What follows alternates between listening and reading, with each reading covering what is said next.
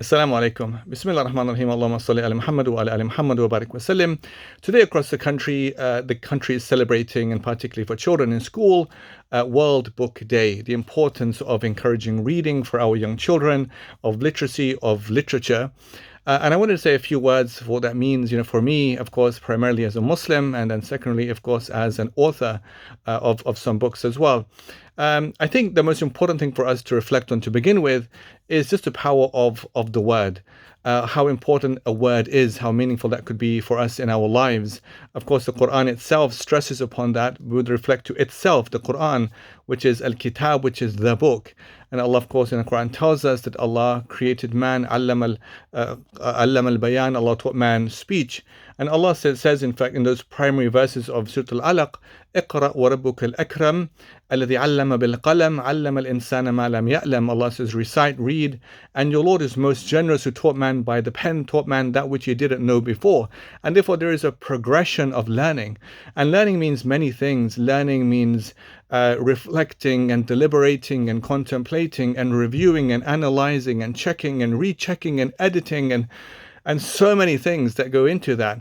And there's so many things, of course, we should appreciate by simply reading, because the more you read, the more you know. And the more you know, the more you can act upon that knowledge and be aware of so many things. And so we find, therefore, across Islamic history, that our great minds, our great, scholars, were always connected to reading, the importance and the power of books. So take any scholar, take Ibn Taymiyyah, for example. They always said he was always with books, always reading and always writing. He didn't have the best handwriting. In fact, himself, he couldn't sometimes even read his own handwriting. But that wouldn't stop him from just writing and then turning that into his own, reading and turning into his own writing. Imam Sakhawi, Imam Suyuti, Imam al-Dhahabi, Ibn Kathir, all the great minds, great scholars were always into books. They said about Sa'id ibn Jubair, in fact, rahmatullah alayhi, that either he was standing with the book, or he was kneeling at the prayer mat. Either he was in prayer or either he was reading.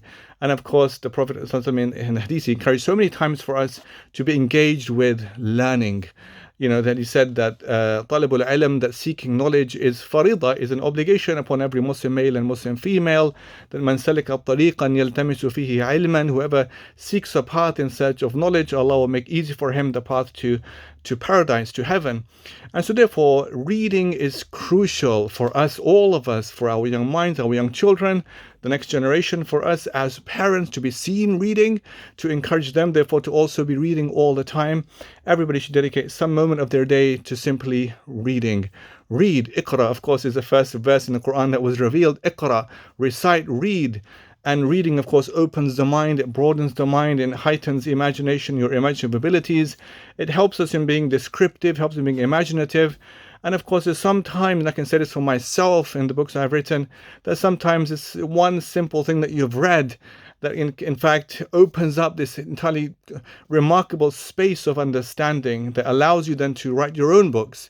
And so therefore, never neglect, never ignore the things that you read. I always recommend annotating. Some people don't like writing on their books or bending pages, but I in fact, I encourage that. I think that engage with the book, engage with the book. Of course, respect all books, respect your book, your books that you have. But I always annotate on the pages, because then it reminds me of where I was at that time, what I was thinking at that time, and that can come very useful for you if you're going to end up writing something later, an article, anything, a description, a book, inshallah, that can be of benefit and use for people. So therefore, I would emphasize everybody to keep going, to keep reading, never lose hope in that, inshallah. And even if you're reading something and then you get bored of it, just kind of, be patient, persevere with that. Doesn't mean you have to read an entire book. Even if you buy any book, for example, I could buy any book. Here's one book, for example, Az-Zuhad, on abstention by the great Imam Ahmad ibn Hanbal. I could read something from it, then maybe I could learn something from it. I can maybe read something else later. But the point is just to keep reading and encourage that in your children. It's so much, of course, you can do with the power of words. There's many books, in fact, that deliberate on that. So it's a very good book I read, in fact, years ago, that I still remember these days, called A is for Ox by Barry Sanders. And it's called A is for Ox because he's American. They say A is for ox, so this is why it's called A is for Ox. and it's about the power of literacy in kind of offsetting the culture of gangsters and gangster lifestyle, and the power of words in inculcating human empathy. Of course, I have 2 books published already on that topic of empathy. And by the way, on the topic of books, you can also download my books for free ebooks. My latest book, in fact, is called Divine Perfection: Christianity and Islam Between Sin and Salvation, available on Sapiens Institute website. I'll forward, inshallah, the link there. You can download it for free. It's a very important book on a very important topic, not just between us and Christians, but in fact, all people, the importance of sin and salvation. And also my book on empathy, because I mentioned it, of course, on being human, is also available as a free ebook on Sapiens Institute website.